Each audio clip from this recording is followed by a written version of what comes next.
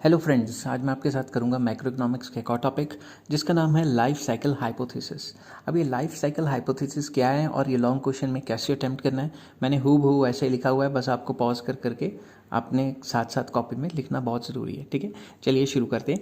Life cycle hypothesis, जिसको LCH भी कहा जाता है, was developed by Ando and Modigliani in early 1960s में एंडो एंड मॉडिगिलियानी दो बंदे हुए, इकोनॉमिस्ट हुए, उन्होंने जो थीसिस दिए थे कंजम्पशन के ऊपर, उनको लाइफ साइकिल हाइपोथेसिस कहा जाता है।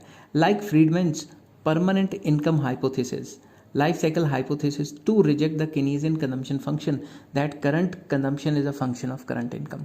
ये भी फ्रीडमैन की तरह यही मानते थे कि जो करंट कंजम्पशन है वो करंट इनकम पर डिपेंड नहीं करती। समझ गए बात? ठीक है। Life cycle hypothesis postulates that individual consumption in any time period depends on following factors.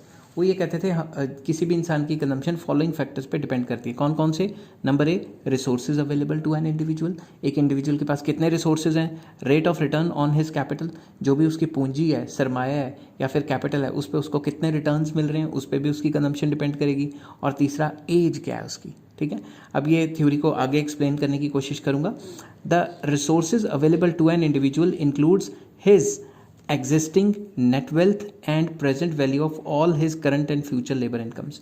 तो जो भी रिसोर्सेज उसके पास अवेलेबल हैं उसमें क्या क्या आ जाता है? उसकी आज की नेट वेल्थ, उसकी आज की दौलत, और उसकी प्रेजेंट वैल्यू, किस चीज़ की? Present value of all future incomes, जो अभी उसने कमानी है, आज की तनख्वाह और जो उसने अभी कमानी है, उन सबको अगर हम देखें तो वो रिसोर्सेज उसके पास अवेलेबल हैं अकॉर्डिंग टू दिस थ्योरी। ठीक है, according to life cycle hypothesis, a rational consumer plans consumption on the basis of all his resources and allocates his income to consumption over the period of time so that he maximizes the total utility over his lifetime। तो basically एक rational consumer अपना पैसा इस हिसाब से खर्च करेगा, अपने रिसोर्सेज को इस हिसाब से एलोकेट करेगा कि वो over the period of time अपनी कंजम्पशन कर सके और अपनी टोटल यूटिलिटी को मैक्सिमाइज कर सके। अब इस थ्योरी की कुछ प्रोपोजिशंस है। प्रोपोजिशंस मतलब ये थ्योरी कहती क्या है? First of all, the total consumption of a typical individual depends upon his current physical and financial wealth and his life time labour income. तो पहली बात जो ये कहती है वो कहती है कि कोई भी जो टिपिकल इंडिविजुअल है उसकी कंजम्पशन किस पे डिपेंड करती है? Current physical and financial wealth, उसकी फिजिकल वेल्थ कितनी है, फिजिकल वेल्थ में उसके पास दौलत वगैरह कितनी है, फाइनेंशियल वेल्थ पैसा पूसा कितना है, और उसकी लाइफ टाइम लेबर इनकम कितनी है, उस पर भी डिपेंड करती है। सेकेंड आ जाता है consumption expenditure is financed out of life time income and accumulated wealth. जो भी उसका खर्चा है वो कहाँ से निकलेगा? जो भी उसका खर्चा है वो निकालेगा वो लाइफ टाइम इनकम से, जो भी उसने लाइफ टाइम में कमानी है, एंड एक्यूमुलेटेड वेल्थ से खर्चा अपना निकालेगा। Third, consumption level of a typical individual is more or less constant over the period of time. जो कंजम्पशन लेवल है वो ओवरऑल कांस्टेंट रहेगा, फ्लक्चुएट नहीं करेगा ऊपर नीचे। समझ गए बात? तो ओवरऑल कांस्टेंट रेट से बढ़ेगा, हल्का फुल्का कर सकता है मगर ज़्यादा फ्लक्चुएशंस नहीं आएंगी। नेक्स्ट आ जाता है there is a little connection between current income and current consumption. वो कहता है करंट इनकम और करंट कंजम्पशन में आपस में कोई लेना देना नहीं है। Above propositions can be summed up in the following equation. तो ये कहते हैं overall consumption is a proportion of real wealth and c proportion of labour income. तो हम कह सकते हैं WR इसमें रियल वेल्थ है, YL लेबर इनकम है, और A होता है MPC ऑफ वेल्थ इनकम, मतलब रियल वेल्थ से आपने कितने % आपने कंजम्पशन में चेंज किया, जो भी आपका रिटर्न आया उससे। ठीक है, एंड सी, स्मॉल सी जो है वो MPC ऑफ लेबर इनकम है कि लेबर इनकम के चेंज होने से कंजम्पशन में क्या चेंज लेके आते हो। To explain the life cycle hypothesis, let us suppose that individual expects to live N years. मैं आपको एग्जाम्पल से समझाता हूँ। मान लो कोई भी एक बंदा है वो N ईयर्स जीता है, मैं एग्जाम्पल लेके चलता हूँ, 80 साल जीता है। ठीक है, साथ के साथ, and his retirement age is R। अगर R उसकी रिटायरमेंट एज है तो मान लो वो 60 पे रिटायर हो जाता है। ठीक है, he starts working at the age of B। मान लो उसने B उम्र में काम करना स्टार्ट कर दिया, लेट 20। ठीक है, एग्जाम्पल लेके चल रहा हूँ। His working life is equal to R minus B. तो उसने ओवरऑल पूरी उम्र क्या कितने टाइम काम किया? R माइनस बी, मतलब 60 माइनस 20। काम कितने साल किया? 40 साल, मगर खाना 80 साल तक है। समझ गए बात? For the sake of simplicity, हम सिंपल बनाने के लिए हम ये एज्यूम कर रहे हैं कि बंदे को पहले ही पता है कि वो कितना जिएगा, बल्कि एक क्रिटिसिज्म भी करेंगे कि भाई बंदे को पहले कैसे पता कि वो 80 साल ही जिएगा। समझ रहे हो ना बात? तो ये थ्योरी अज्यूम करके चलती है कि उसे पहले के पता है। He earns no interest in his accumulation of savings. अगर उसने बैंक में सेविंग्स रखी हुई है उसमें कोई मतलब कोई रेट ऑफ इंटरेस्ट नहीं आ रहा। ठीक है, अगर रेट ऑफ इंटरेस्ट आ रहा है तो अलग अलग कंट्रीज़ में अलग अलग है, तो वो बहस का मुद्दा बन जाएगा कि कितना था जी कितना, इसलिए उन्होंने कॉन्स्टेंट ही ले लिया। He does not consume his total labour income. वो पूरी की पूरी अपनी लेबर इनकम नहीं खाता। ठीक है, नेक्स्ट, प्राइजेज रिमेन्स कांस्टेंट। तो जब भी हम ये कैलकुलेशन करेंगे तो प्राइस में चेंजेस नहीं ले रहे। अब इन्फ्लेशन रेट तो होती है, वो क्रिटिसाइज कर देना इसका, ठीक है। तो with these assumptions the lifetime income कितनी बनी, Y L labour income, R minus B, R मतलब रिटायरमेंट और बी मतलब जब काम शुरू किया, तो उसको मल्टीप्लाई बाय लेबर इनकम कर देंगे तो उसकी टोटल लाइफ टाइम इनकम आ जाएगी, ठीक है। जैसे यहाँ पे 40 है, 40 तो आया था आर माइनस बी, ठीक है, और उसने मतलब जितनी भी उसकी तनख्वाह है मल्टीप्लाई बाय 40 ईयर्स करेंगे तो उसकी लाइफ टाइम इनकम आ जाएगी। तो यहाँ पे मैंने लिखा हुआ है where Y L is annual labour income and R minus B is the number of working years, and R minus B को ई एल भी कह सकते हैं, ई एल मतलब earning life. We may redefine, ठीक है, हम इसको रीडिफाइन कर सकते हैं कि लाइफ टाइम इनकम क्या होगी, इसकी जगह पे आर माइनस बी की जगह पे ई एल डाल दिया भाई, labour income multiply by earning life. समझ रहे हो ना बात, ये छोटा सा एग्जांपल था। अब कंजम्पशन कैसे होगी, according to life cycle hypothesis an individual plans his lifetime consumption in such a way that lifetime consumption equals lifetime income. अब यहाँ पे ये बात समझने वाली है। वो कहता है कि भाई हम कंजम्पशन इस हिसाब से करेंगे कि जो भी हमारी पूरी की पूरी इनकम है हम मरते दम तक ख़त्म करके जाएंगे। और ये भी इसकी क्रिटिसिज्म है, क्योंकि ये थ्योरी कहती है जितना तुमने कमाया उतना मरते दम तक सारा खा पी के उड़ा के मरो, ठीक है। अब दूसरी तरफ अगर आप देखते हो तो हम अपने फ्यूचर जनरेशन बच्चों के लिए भी तो कुछ ना कुछ छोड़ के जाते ही हैं, ठीक है ना। तो इस थ्योरी के हिसाब से तो कुछ भी नहीं छोड़ के जाएं, सब कुछ ही खा पी के उड़ा के जाएं, ठीक है।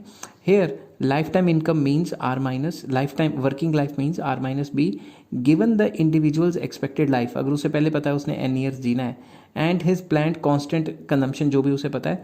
द कंजम्पशन हाइपोथेसिस इस तरीके से लिखा जा सकता है, कंजम्पशन मतलब जो वो खाएगा एन ईयर्स मतलब 80 साल तक जो उसने खाना है, it is equals to earning life जो वो हर साल कमाएगा मल्टीप्लाई बाय जितने साल उसने काम करना है, ठीक है, जो उसकी तनख्वाह है मल्टीप्लाई बाय जितने साल काम करना है। अब ये जो एन है उधर जाके डिवाइड हो जाएगा तो कंजम्पशन की एक इक्वेशन बन जाएगी, समझ गई बात। तो अब इसके बाद इसको मैंने डायग्राम से एक्सप्लेन करने की कोशिश की है।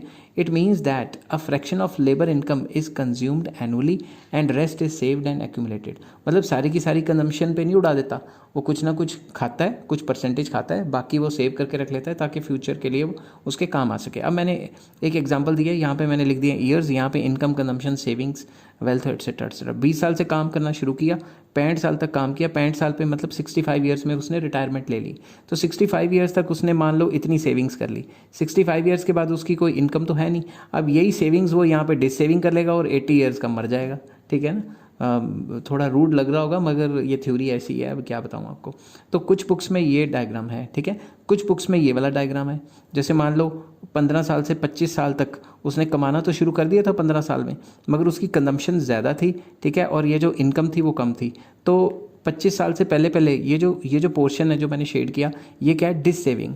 डिससेविंग का मतलब होता है कि वो जो कर्जे ले लेके खा रहा है या फिर जो उसने पहले सेविंग्स की हुई हैं वो नेगेटिव हो रही हैं। जो पहले तो उसने कोई सेविंग ही नहीं की तो उल्टा वो कर्जा लेके खा रहा है, और जब कर्जा लेके खा रहा है तो 25 साल की उम्र में उसकी इनकम और कंजम्पशन बराबर आ जाती है। उसके बाद वो ज़्यादा काम करता है तो इनकम बढ़ जाती है और कंजम्पशन कांस्टेंट रेट से बढ़ेगी। तो ये जो शेडेड पोर्शन है ये सेविंग्स होगी। अब ये जो सेविंग्स हैं जब 65 साल का 65 ईयर्स का होता है बी पॉइंट पे, तो मतलब 75 साल में तो इसकी डायग्राम के हिसाब से मौत लिखी हुई है, तो उसकी इनकम जो है वो लगातार गिरती रहती है और कंजम्पशन उसी रेट से बढ़ती रहती है। तो ये जो पोर्शन है, ये वाला पोर्शन मैं शेड कर देता हूँ, ये वाला पोर्शन ये भी डिस सेविंग है और ये भी डिस सेविंग है। तो इन दोनों की डिस सेविंग, ये वाली सेविंग है ना, ये वाली इसके बराबर होनी चाहिए। ये थ्योरी ये कहती है कि भाई जितनी भी सेविंग करोगे वो उड़ा के ही जाओगे, समझ गए बात।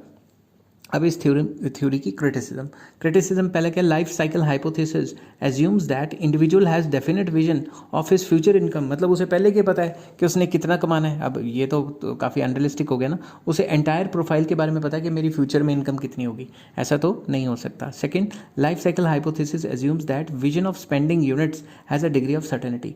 मतलब कंज्यूमर पहले से ही सर्टेनिटी लेके बैठा हुआ है कि मैंने इतना कंज्यूम करना है, ऐसे करना है, वैसे करना है। तो इतनी सर्टेनिटी कैसे हो सकती है? आजकल तो आपको पता है बैठे बैठे हार्ट अटैक आ जाए, कुछ आ जाए, कोई खर्चा बढ़ जाए, खर्चा कम हो जाए, तो पहले से ही सर्टेनली कैसे लेके चल सकता है।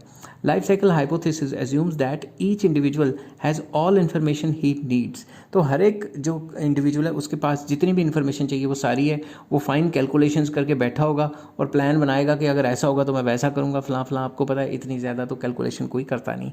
Next, Branson has criticised Ando Modigliani for obscuring the relationship between current income and current consumption. जो ब्रैनसन थे वो कहते हैं भाई करंट इनकम और करंट कंजम्पशन का कुछ तो रिलेशन होगा, ऐसा तो हो ही नहीं सकता बिल्कुल भी रिलेशन हो जैसा इस थ्योरी ने कहा हुआ है। फिर इसके बाद empirical studies that have been carried out to verify the life cycle hypothesis do not produce supporting evidence. तो जो भी एम्पिरिकल स्टडीज़ की उससे कोई भी सपोर्टिव रिजल्ट हमारा नहीं निकला, इस वजह से भी इस थ्योरी को क्रिटिसाइज़ किया जाता है। तो ये लॉन्ग क्वेश्चन के हिसाब से मैंने थ्योरी बताई, आप पॉज कर करके साथ के साथ लिख सकते हो, और बाकी जो इससे रिलेटेड कॉन्सेप्ट्स होंगे वो इसकी डिस्क्रिप्शन में आपको मिल जाएंगे। आप डिस्क्रिप्शन जाके पूरा चेक कर सकते हो और पूरी प्लेलिस्ट भी चेक कर सकते हो, और उसमें भी आपको काफ़ी ज़्यादा वैरायटी मिलने वाली है। अगर वीडियो ये आपको पसंद आती है तो please like share and subscribe. Take care, have a nice day.